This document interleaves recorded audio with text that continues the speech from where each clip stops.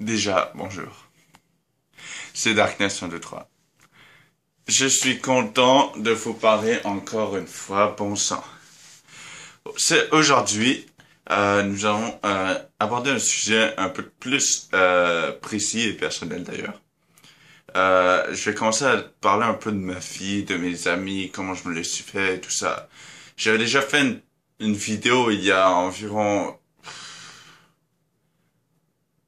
au début et fin mars, sur le commencement de ma vie et tout ça, et voilà. C'était mal expliqué, eh bien je m'excuse, et maintenant je vais vous en faire une, maintenant.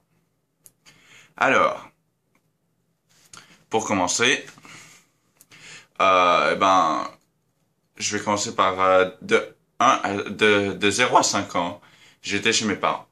Mais mes parents, je donnerai pas de détails, mais ça allait très mal à leur niveau. Et je tiens à dire qu'ils se sont beaucoup améliorés. C'est vrai, c'est vrai. Mais comme ce sont des humains, tu vois, ils sont pas parfaits, tout comme moi. Alors, de 0 à 5 ans, on a eu beaucoup de problèmes. À partir de 5 ans, aller jusqu'à 10 ou 12 ans, j'ai été en famille d'accueil. Du coup, mais c'était dans deux familles d'accueil différentes. La première était Yannick et Claude, des personnes très gentilles de Maniwaki. Ensuite, ça a été Francine Major de DDH. Bisous Francine, si tu regardes cette vidéo, j'ai passé un agréable moment chez toi en tant que enfant d'accueil. Ensuite, pendant cette période où j'étais en famille d'accueil, euh, au niveau de Yannick et Claude, je me suis fait beaucoup martyriser au primaire et intimider d'ailleurs.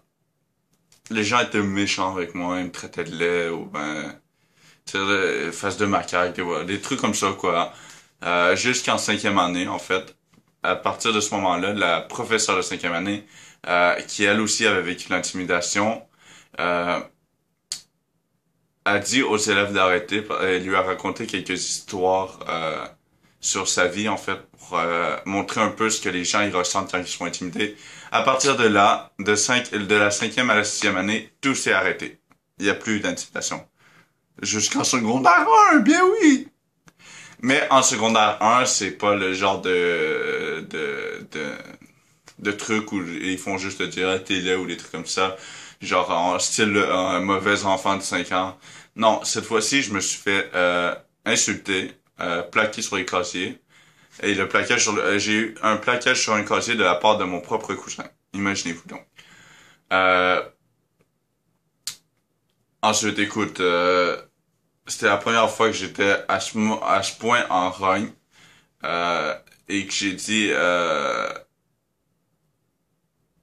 un truc genre bien fait que ta mère soit morte ou des trucs comme ça. Mais sa mère était décédée et encore là, tout de suite après, je me suis calmé, je me suis senti mal d'avoir tout ça parce que je savais que sa mère était morte. Puis du coup, c'est quand même ma grande tante, du coup, écoutez, c'était la première fois de ma vie que je me sentais vraiment en colère, donc j'ai shooté quelque chose qui était vraiment de la merde. Pardon Zidane, je m'excuse si tu vois cette vidéo. Euh, d'avoir sorti ça au pire moment, mais en même temps, je veux pas dire que tu as cherché, mais t'as pas été très correct avec moi. Bref, secondaire 1, 2, mais en fait, j'étais pas en secondaire précisément. En fait, j'étais en FMSS, puis non, excusez, j'étais pas en FMSS. J'étais en SS1 et SS2, je crois, cette année-là. L'autre année, je me souviens plus des noms, mais l'année SS1, SS2, c'est vraiment ces deux années-là, je me suis trouvé des potes à moi, en fait, qui encore sont encore potes aujourd'hui avec moi. Et j'ai beaucoup aimé, je les ai beaucoup appréciés. Mais pendant cette période où j'étais au secondaire, j'ai eu quelques amis un peu avant ça, notamment Frédéric Labonté. J'avais merde, comment il s'appelait lui? Je me souviens plus. Écoutez, j'ai eu au moins une dizaine d'amis pendant cette période et je me souviens pas de tous leurs noms. Mais en vrai, j'ai eu lui, puis bien avant ça, j'ai eu mon meilleur ami qui s'appelle Guillaume. Si tu regardes cette vidéo, bisous Guillaume parce que t'as été là quand je me suis fait martyriser, quand je me faisais martyriser au primaire et au maternel aussi. Alors merci et bah bref, en tout cas. À partir de là, j'avais d'autres amis à part Fred, j'avais Isaac, j'avais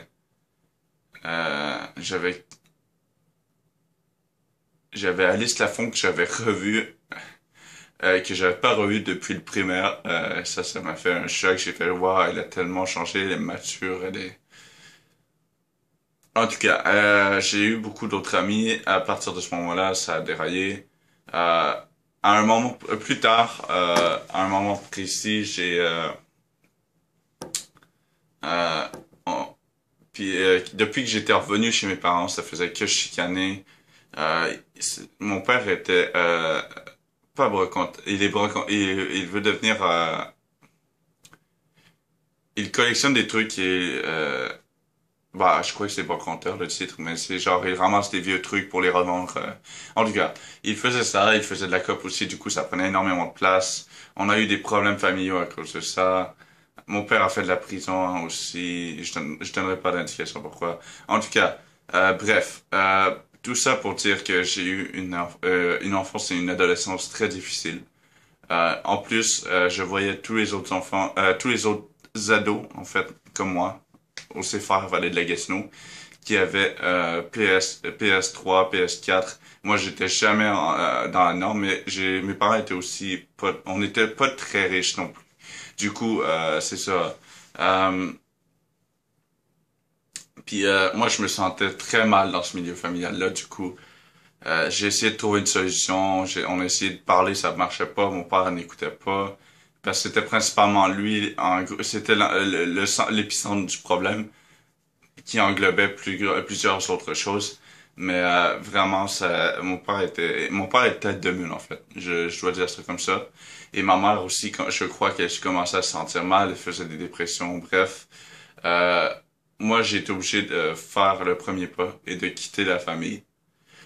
C'est comme ça que j'ai demandé l'aide d'une travailleuse sociale ainsi que euh, ainsi que le centre d'hébergement dans lequel je me trouve actuellement. Et en ce moment, je me suis fait même on pourrait dire même un pote. Et je me suis fait un pote qui s'appelle Jean-Philippe, très gentil. Il me comprend, il aime discuter avec moi. Enfin bref, c'est ça. Puis c'est ça.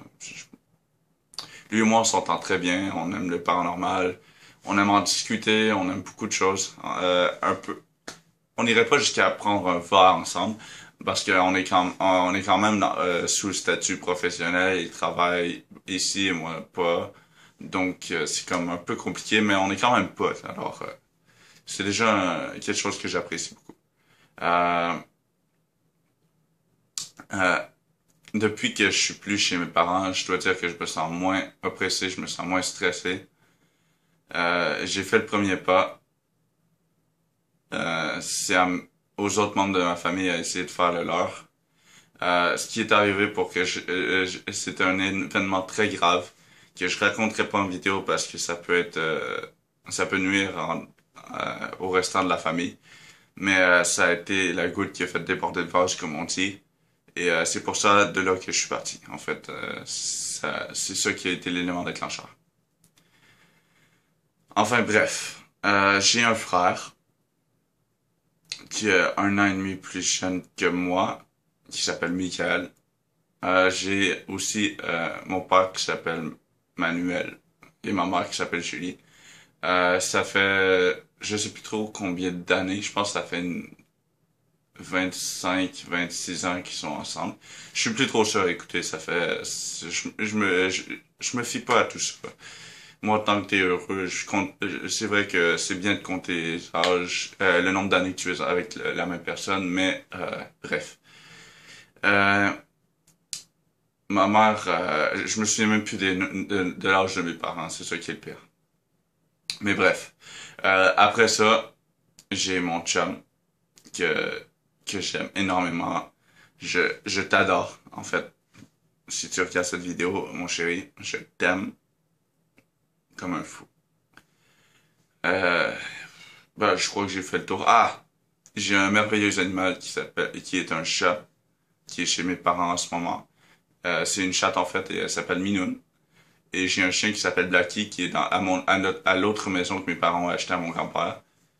Mais que, on n'a jamais décidé d'emménager dedans.